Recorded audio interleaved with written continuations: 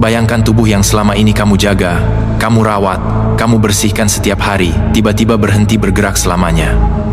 Jantung yang berdetak jutaan kali sepanjang hidupmu, terhenti dalam sekejap. Nafas terakhir keluar dari mulutmu, dan setelah itu, tidak ada lagi udara yang masuk. Mata yang selama ini melihat dunia, tertutup untuk terakhir kalinya. Tapi yang lebih mengerikan dari semua itu bukanlah kematian itu sendiri, melainkan apa yang terjadi pada hari ketiga setelah kematian.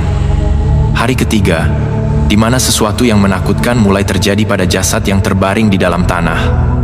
Sesuatu yang jarang sekali dibicarakan, padahal ini adalah kenyataan yang akan dialami oleh setiap jiwa yang bernyawa. Kita semua akan mengalaminya, tanpa terkecuali. Tekan tombol subscribe sekarang karena di sini kita membahas hal-hal yang jarang dibahas orang lain, hal-hal yang sangat penting untuk bekal kita di akhirat nanti. Jangan sampai kalian melewatkan video-video berharga yang akan terus kami upload untuk mengingatkan kita semua tentang hakikat kehidupan yang sesungguhnya. Kematian adalah sesuatu yang pasti, tidak ada yang bisa menghindarinya. Allah Subhanahu wa Ta'ala berfirman dalam surah Ali Imran ayat 185 yang artinya, setiap jiwa akan merasakan kematian. Ayat ini sangat jelas, tidak ada pengecualian, tidak ada yang istimewa. Kaya atau miskin, raja atau rakyat jelata, orang syalih atau orang yang penuh dosa, semuanya akan mati. Tapi tahukah kalian bahwa proses setelah kematian itu memiliki tahapan-tahapan yang sangat spesifik? Dan hari ketiga setelah kematian adalah salah satu momen paling kritis dalam perjalanan ruh dan jasad di alam kubur. Mari kita mulai dari awal. Dari detik-detik pertama, setelah nyawa seseorang dicabut oleh malaikat maut. Ketika seseorang meninggal, hal pertama yang terjadi adalah keluarnya ruh dari jasad. Rasulullah Shallallahu Alaihi Wasallam menjelaskan dalam hadits riwayat Muslim, bahwa ketika seorang mukmin meninggal, malaikat-malaikat turun dengan wajah-wajah yang bersinar bagaikan matahari, membawa kain kafan dari surga dan wewangian dari surga. Mereka duduk sejauh mata memandang dari orang yang sedang sekarat itu. Kemudian datanglah malaikat maut, duduk di dekat kepalanya, dan berkata, "Wahai jiwa yang baik, keluarlah menuju ampunan dari Allah dan keridhaannya." Maka keluarlah ruh itu dengan mudah seperti tetesan air yang keluar dari mulut tempayan. Tapi bagi orang kafir atau orang yang penuh dosa, prosesnya sangat berbeda dan sangat menyakitkan. Malaikat-malaikat datang dengan wajah-wajah yang hitam, membawa kain kasar dari neraka. Malaikat maut berkata dengan keras, "Wahai jiwa yang buruk, keluarlah menuju kemurkaan Allah dan azabnya." Ruh orang itu pun keluar dengan kesulitan luar biasa, seperti sisir berduri yang menyisir kapas basah, merobek-robek urat dan daging. Setelah ruh keluar, jasad yang ditinggalkan mulai mengalami perubahan-perubahan fisik yang sangat cepat. Dalam beberapa menit pertama, darah berhenti mengalir, tubuh mulai mendingin, dan otot-otot mulai kaku yang disebut rigor mortis. Ini adalah proses alamiah yang Allah ciptakan untuk menunjukkan kepada kita bahwa jasad ini hanyalah wadah sementara. Keluarga dan kerabat yang melihat mayat itu mungkin masih mengenali wajahnya, masih bisa melihat bentuk tubuhnya, masih bisa merasakan kehadiran fisik orang yang mereka cintai.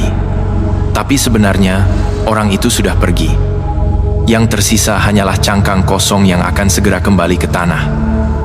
Dalam Islam, kita diajarkan untuk segera menguburkan jenazah. Rasulullah Shallallahu Alaihi Wasallam bersabda dalam hadits riwayat Bukhari, bahwa percepatkanlah jenazah menuju kuburnya. Jika dia orang syalih, maka itu adalah kebaikan yang kalian percepat untuknya. Dan jika dia bukan orang saleh, maka itu adalah keburukan yang kalian jauhkan dari pundak-pundak kalian. Biasanya, dalam waktu maksimal 24 jam, jenazah sudah dimandikan, dikafani, disalatkan, dan dikuburkan. Lalu jasad itu terbaring sendirian di dalam lubang yang gelap, dingin, dan sempit. Tidak ada lagi kehangatan keluarga, tidak ada lagi kenyamanan tempat tidur, tidak ada lagi suara orang-orang terkasih. Hanya kesunyian yang mencekam dan kegelapan yang mutlak. Pada hari pertama setelah dikuburkan, proses pembusukan sudah mulai dimulai meskipun belum terlihat dari luar. Bakteri-bakteri yang selama ini hidup di dalam usus dan organ-organ tubuh mulai memakan jaringan-jaringan dari dalam. Kulit mulai berubah warna menjadi pucat kebiruan. terutama di bagian-bagian tubuh yang berada di bawah karena darah yang sudah tidak mengalir lagi mengendap di sana. Ini adalah livor mortis, salah satu tanda kematian yang jelas. Pada hari pertama juga, menurut hadits Nabi Muhammad Shallallahu Alaihi Wasallam, mayit akan ditanya oleh dua malaikat yang bernama Munkar dan Nakir.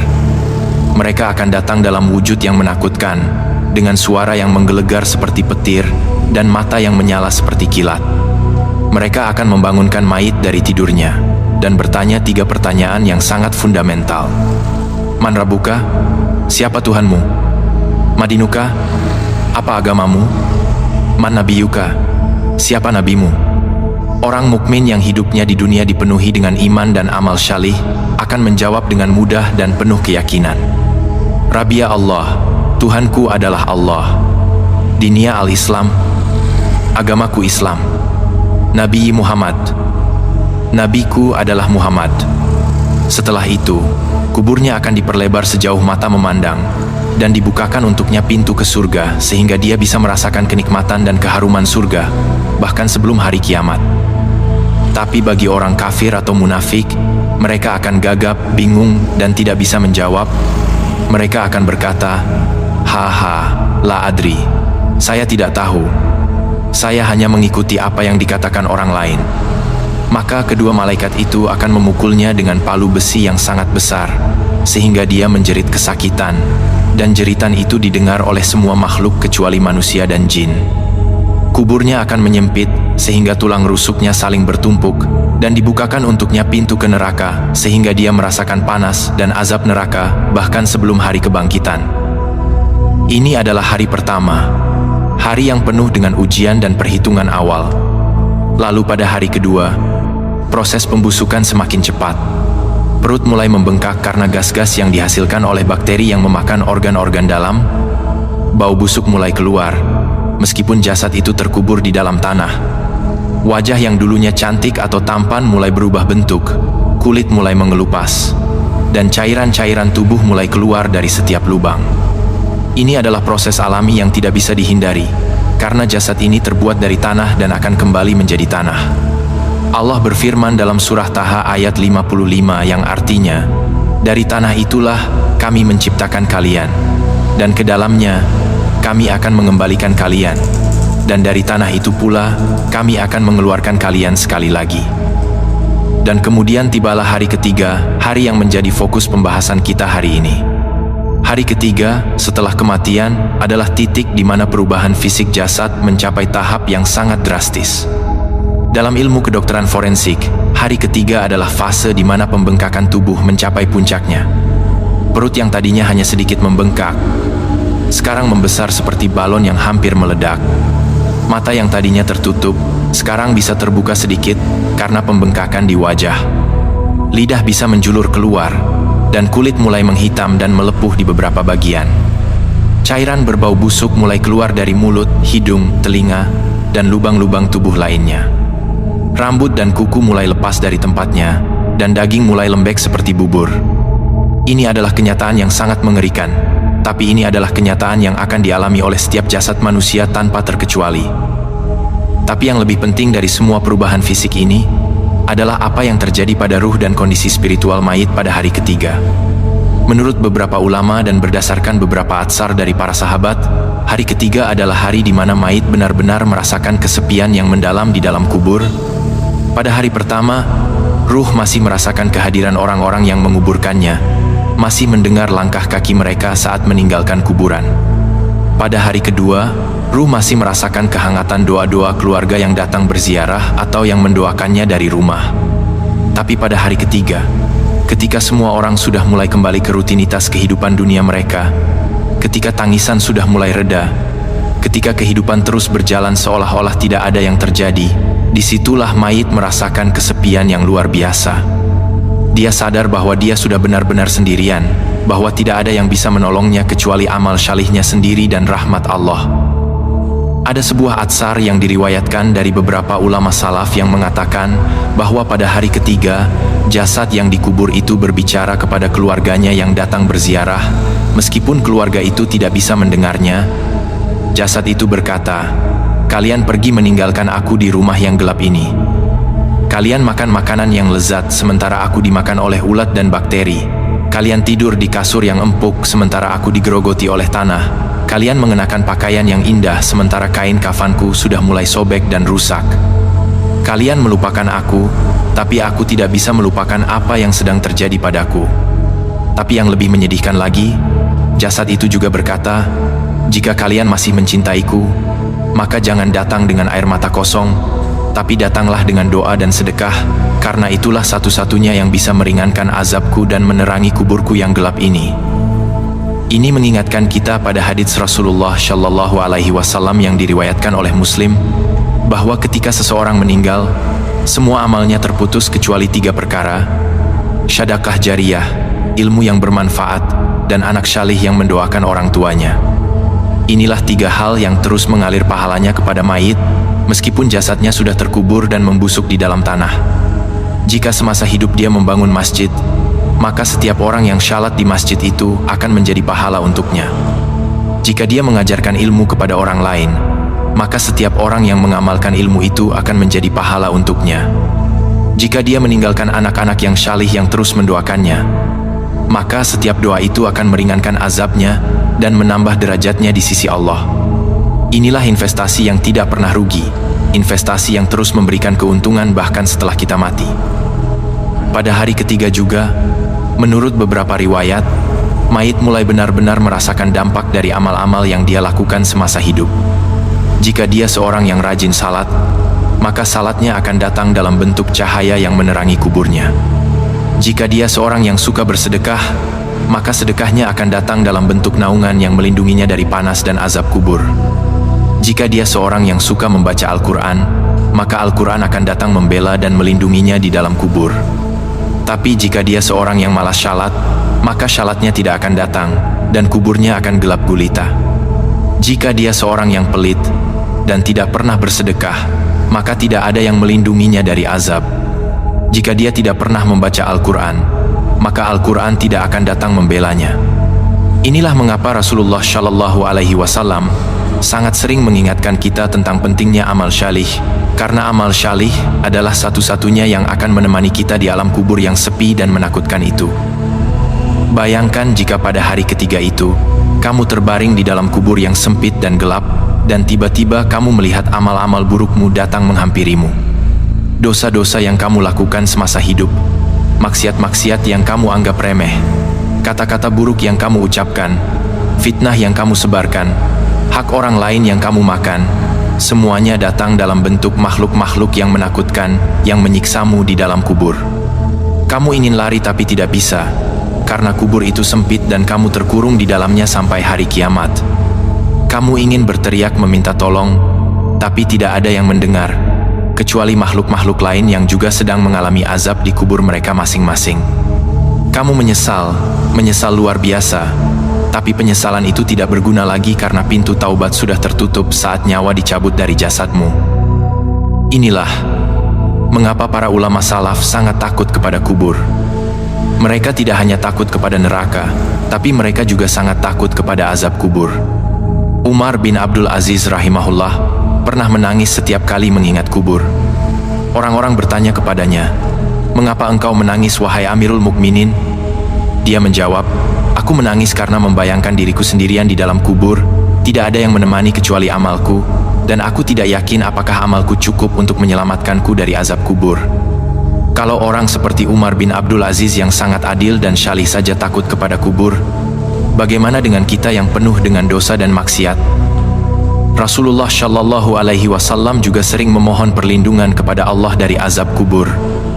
Dalam setiap syalatnya, beliau membaca doa, "Allahumma inni a'udzubika min adzabil qabri, wa a'udzubika min fitnatil masihid dajjal, wa a'udzubika min fitnatil mahya wal mamat. Allahumma inni a'udzubika minal matsami wal magram." Ya Allah, aku berlindung kepadamu dari azab kubur, dan aku berlindung kepadamu dari fitnah dajjal, dan aku berlindung kepadamu dari fitnah kehidupan dan kematian. Ya Allah, aku berlindung kepadamu dari dosa dan hutang. Beliau membaca doa ini berulang-ulang, mengajarkannya kepada para sahabat, dan memerintahkan umatnya untuk selalu membaca doa ini. Karena beliau tahu bahwa azab kubur itu nyata, sangat nyata, dan setiap orang berpotensi mengalaminya, kecuali orang-orang yang dijaga oleh Allah karena iman dan amal salih mereka. Lalu apa yang bisa kita lakukan untuk menghadapi hari ketiga itu, dan hari-hari setelahnya di dalam kubur? 05. Pertama, perbanyaklah amal salih sejak sekarang. Jangan menunda-nunda kebaikan, karena kita tidak tahu kapan ajal akan menjemput kita. Mungkin hari ini kita masih sehat dan kuat, tapi besok kita sudah terbaring kaku di atas pembaringan kematian.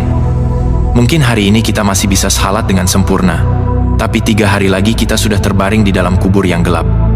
Jadi manfaatkanlah setiap waktu yang kita miliki untuk beribadah kepada Allah, untuk berbuat baik kepada sesama, untuk menuntut ilmu, untuk bersedekah, dan untuk melakukan semua kebaikan yang kita mampu.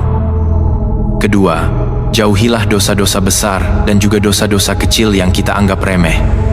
Kadang-kadang kita meremehkan dosa-dosa kecil seperti ghibah, namimah, bohong, berkata kasar, atau melihat yang haram. Kita pikir ini bukan masalah besar, tapi sebenarnya dosa-dosa kecil yang terus-menerus dilakukan akan menumpuk menjadi gunung di akhirat nanti. Rasulullah Shallallahu Alaihi Wasallam bersabda, "Hati-hatilah kalian terhadap dosa-dosa kecil, karena dosa-dosa kecil itu seperti kayu bakar yang dikumpulkan oleh sekelompok orang. Setiap orang membawa satu batang, lalu mereka menyalakannya dan membuat api yang besar yang bisa membakar mereka. Begitu juga dosa-dosa kecil, jika terus dikumpulkan akan membinasakan pelakunya." Ketiga, perbanyaklah istighfar dan taubat kepada Allah. Tidak ada manusia yang sempurna. Setiap orang pasti pernah berbuat dosa. Tapi yang membedakan orang mukmin dengan orang lain adalah orang mukmin cepat bertaubat ketika dia sadar bahwa dia telah berbuat dosa. Rasulullah Shallallahu Alaihi Wasallam bersabda, "Setiap anak Adam pasti berbuat kesalahan, dan sebaik-baik orang yang berbuat kesalahan adalah yang bertaubat." Jadi jangan pernah merasa bahwa dosa kita terlalu besar untuk diampuni, karena rahmat Allah jauh lebih luas dari dosa-dosa kita. Selama kita masih hidup, pintu taubat masih terbuka lebar. Tapi ketika nyawa sudah sampai di tenggorokan, ketika kita sudah melihat malaikat maut di hadapan kita, saat itu taubat sudah tidak diterima lagi. Keempat, perbanyaklah membaca Al-Quran dan menghafalnya jika mampu. Al-Quran adalah cahaya yang akan menerangi kubur kita yang gelap. Al-Quran adalah teman yang setia, yang akan menemani kita di alam kubur yang sepi. Rasulullah Shallallahu Alaihi Wasallam bersabda, "Bacalah Al-Quran, karena sesungguhnya Al-Quran akan datang pada hari kiamat sebagai pemberi syafaat bagi orang-orang yang membacanya."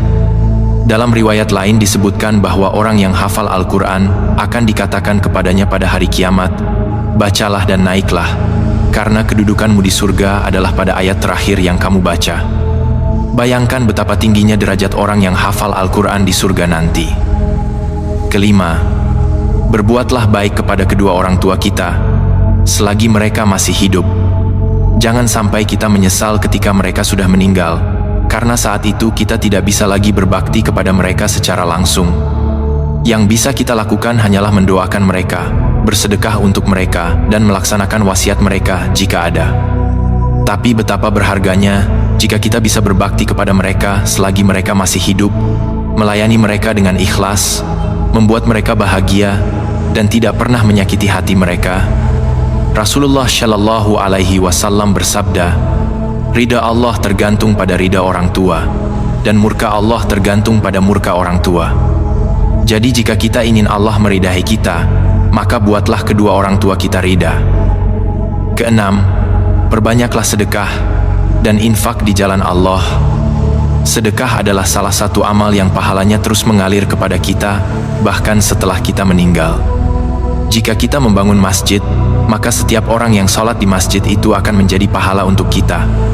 Jika kita membangun sekolah atau pesantren, maka setiap orang yang belajar di sana akan menjadi pahala untuk kita. Jika kita menyumbang untuk penggalian sumur atau pembangunan fasilitas umum, maka setiap orang yang memanfaatkannya akan menjadi pahala untuk kita. Ini adalah investasi yang tidak akan pernah rugi, investasi yang akan terus memberikan keuntungan hingga hari kiamat. Ketujuh, didiklah anak-anak kita untuk menjadi anak yang syalih dan syalihah, karena anak yang syalih adalah aset yang sangat berharga di akhirat nanti. Mereka akan mendoakan kita setiap hari, meminta ampunan untuk kita, bersedekah untuk kita, dan menghadiahkan pahala untuk kita. Bayangkan betapa beruntungnya orang tua yang meninggalkan anak-anak yang saleh, yang tidak pernah melupakan kedua orang tuanya, yang selalu mendoakan mereka dalam setiap salat, yang selalu menyebutkan nama-nama mereka dengan penuh kasih sayang dan doa. Ini adalah harta yang sesungguhnya, bukan harta dunia yang akan ditinggalkan dan diperebutkan oleh ahli waris. Kedelapan, jagalah hubungan baik dengan saudara-saudara kita, tetangga kita, dan semua orang yang kita kenal. Jangan sampai kita meninggalkan dunia ini dalam keadaan bermusuhan dengan orang lain, karena hak-hak manusia tidak akan diampuni oleh Allah kecuali jika orang yang berhak itu memaafkan kita. Jika kita punya masalah dengan seseorang, segeralah selesaikan. Minta maaflah jika kita yang bersalah, atau maafkanlah jika orang lain yang bersalah kepada kita. Jangan biarkan masalah itu berlarut-larut, karena kita tidak tahu kapan ajal akan datang. Jangan sampai kita meninggal dalam keadaan masih ada orang yang mendendam kepada kita, karena di hari kiamat nanti, orang itu akan menagih haknya dari kita, dan jika kita tidak punya kebaikan lagi untuk membayarnya, maka dosa-dosa orang itu akan dibebankan kepada kita. Kesembilan, perbanyaklah zikir kepada Allah di setiap waktu dan kesempatan. Lidah kita jangan sampai kering dari menyebut nama Allah. Rasulullah Shallallahu Alaihi Wasallam bersabda, perumpamaan orang yang berzikir kepada Allah dan orang yang tidak berzikir adalah seperti orang yang hidup dan orang yang mati. Zikir adalah kehidupan bagi hati, dan hati yang hidup adalah hati yang selalu mengingat Allah. Ketika kita berzikir, Allah akan mengingat kita, dan ketika Allah mengingat kita, maka semua urusan kita akan dimudahkan. Semua masalah kita akan diselesaikan, dan hati kita akan tenang. Zikir juga akan menjadi cahaya bagi kita di alam kubur nanti, menerangi jalan kita menuju surga. Kesepuluh, selalulah ingat mati. Ingat mati bukanlah sesuatu yang membuat kita pesimis atau takut hidup, tapi justru membuat kita lebih bersemangat untuk berbuat kebaikan dan meninggalkan keburukan. Ketika kita ingat mati, kita akan sadar bahwa hidup ini sangat singkat dan tidak ada waktu untuk sia-sia. Ketika kita ingat mati, kita akan lebih mudah melepaskan hal-hal duniawi yang sebenarnya tidak terlalu penting. Ketika kita ingat mati, kita akan lebih berhati-hati dalam setiap perkataan dan perbuatan kita, karena kita tahu bahwa semua itu akan dipertanggungjawabkan di akhirat nanti. Rasulullah Shallallahu Alaihi Wasallam bersabda, perbanyaklah mengingat pemusnah kelezatan, yaitu kematian. Beliau juga menganjurkan kita untuk sering-sering mengunjungi kuburan, karena itu akan mengingatkan kita kepada akhirat. Sekarang, mari kita bayangkan kembali hari ketiga setelah kematian itu. Jasad kita sudah mulai membusuk, wajah kita sudah tidak bisa dikenali lagi, tubuh kita sudah dipenuhi cacing dan bakteri, bau busuk sudah menyebar di dalam kubur yang sempit itu. Tapi jika kita adalah orang yang syalih, semua proses fisik itu tidak akan menyakiti ruh kita, karena ruh kita sudah berada di tempat yang lebih baik. Kubur kita akan tetap terang meskipun jasad kita membusuk, karena cahaya iman dan amal syalih kita menerangi setiap sudut kubur itu. Kita akan merasakan ketenangan dan kedamaian yang luar biasa, karena kita tahu bahwa kita akan menuju kepada surga Allah yang penuh dengan kenikmatan yang tidak pernah terbayangkan oleh pikiran manusia. Tapi jika kita adalah orang yang lalai dan penuh dosa, maka hari ketiga itu adalah awal dari penderitaan yang akan berlangsung sangat lama. Kubur kita akan gelap gulita, sempit mencekik, panas seperti neraka, dan dipenuhi oleh makhluk-makhluk menakutkan yang menyiksa kita setiap saat. Kita akan berteriak-teriak meminta tolong, tapi tidak ada yang bisa menolong kita. Kita akan menangis menyesal, tapi air mata itu tidak berguna lagi. Kita akan berharap bisa kembali ke dunia untuk memperbaiki amal kita, tapi itu tidak mungkin terjadi. Pintu taubat sudah tertutup, kesempatan sudah habis, yang tersisa hanyalah penyesalan dan azab yang berkepanjangan. Saudaraku, ini bukan cerita dongeng, ini bukan khayalan, ini adalah kenyataan yang akan kita alami. Setiap kita, tanpa terkecuali, akan melalui fase itu. Pertanyaannya adalah, apakah kita sudah siap? Apakah bekal kita sudah cukup untuk menghadapi perjalanan panjang di alam kubur dan alam akhirat? Atau kita masih terus-menerus menunda taubat? menunda kebaikan, dan terus tenggelam dalam kelalaian dan maksiat?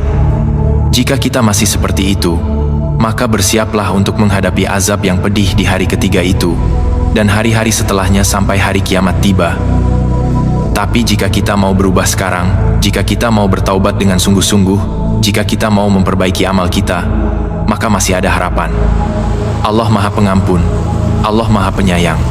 Allah tidak akan menolak taubat seorang hamba yang benar-benar menyesal dan ingin kembali kepadanya. NKNO 5.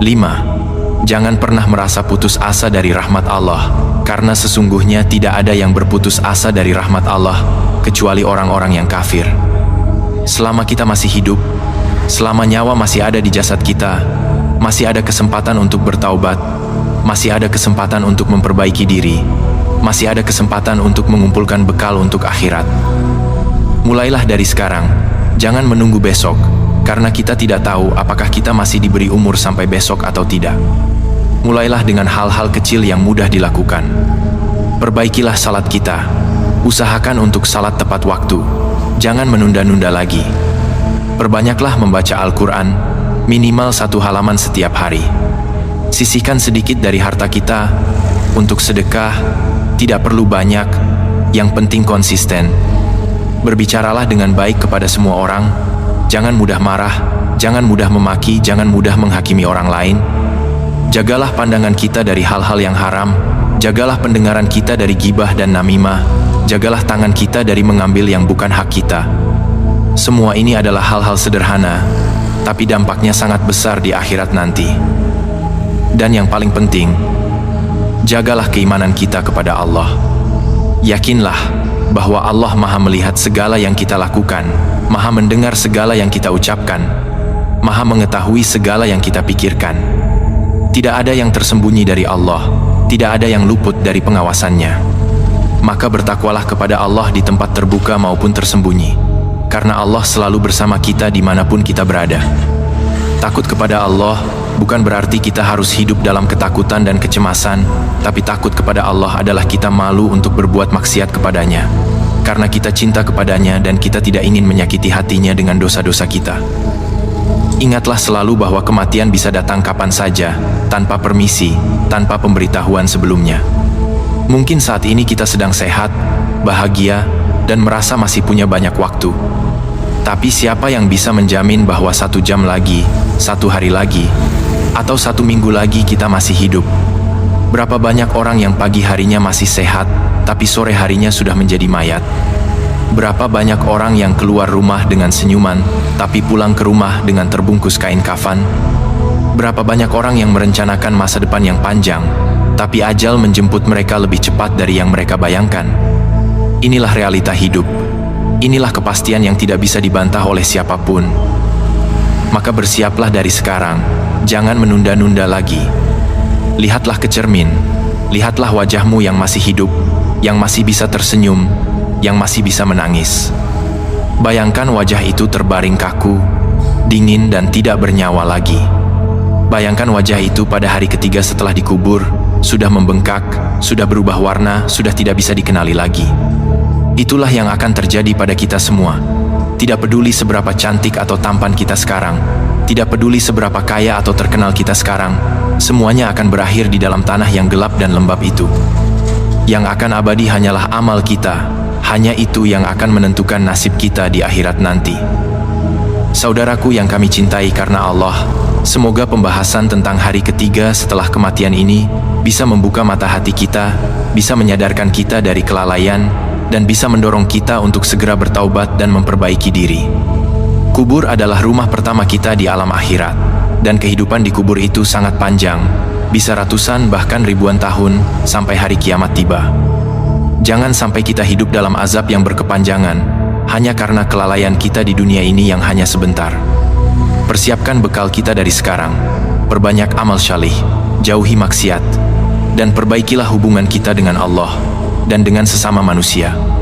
Semoga Allah memberikan kita taufik dan hidayah untuk selalu berada di jalan yang lurus. Semoga Allah mengampuni dosa-dosa kita yang telah lalu, dan semoga Allah menjadikan kubur kita kelak sebagai taman dari taman-taman surga, bukan lubang dari lubang-lubang neraka. Amin ya rabbal alamin.